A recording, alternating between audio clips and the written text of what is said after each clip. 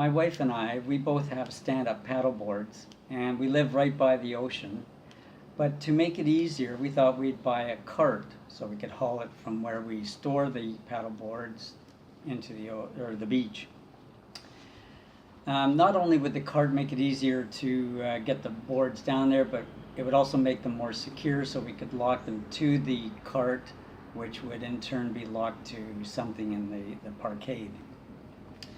So I went on the internet to search for paddleboard carts, and unfortunately all I could find were carts that would carry only one stand-up paddleboard at a time. And because we needed two, we came up with our own design.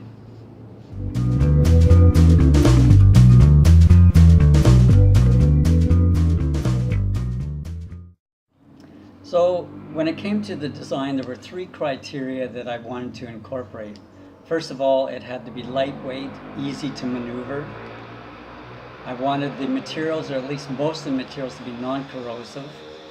And lastly, I wanted it to be inexpensive. So I went shopping for wheels.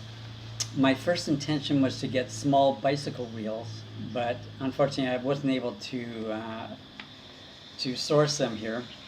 So the closest thing I could get were large, or not large, but 10-inch wheels similar to what's on a wheelbarrow. And then the framework of the cart was made totally with plastic plumbing parts, tees, end caps, everything that's readily available at most building supply outlets. And then I used 1.5-inch material for the frame. And to make the axle, I used a 3/4-inch threaded bolt. And so I drilled through the two end caps, and you'll see that in the photos, to put the threaded bolt through, and then I used nuts as spacers and to hold the wheels on. So essentially to build the cart, the only tools I needed were a saw and a drill. So I drew up a sketch of the wheel assembly, and I've listed the material that I needed for the line. The tools, a saw and a drill was all that was needed.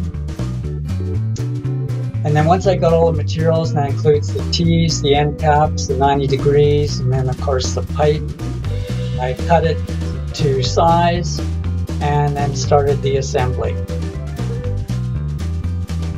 So now I'm working on the wheel assembly, and you can see I've drilled a hole in the two end caps, and then I've aligned all the plastic pieces with the inserts, and then I've ran the threaded bolt through the axle, attached the wheels, and that completes the wheel assembly.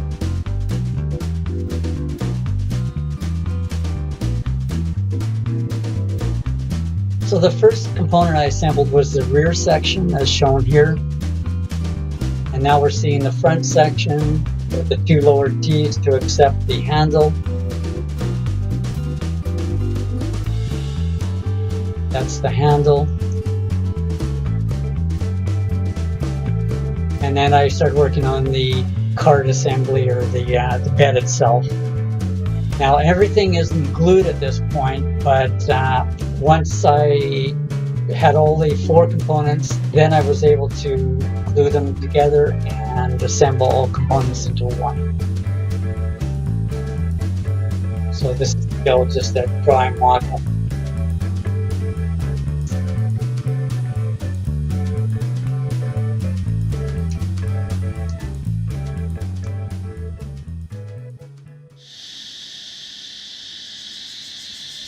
So once I had the cart all assembled, I realized there was one design feature that I preferred to change, and that is I had three uprights, as you can see in the photos. The middle one is so the two boards will lean against it, and then the outer ones were just to hold the boards in place. But because of the slope of the boards, there was no way that I needed the two outer rails to be that high, and it just created us to lift the boards up higher to slip them in the slot.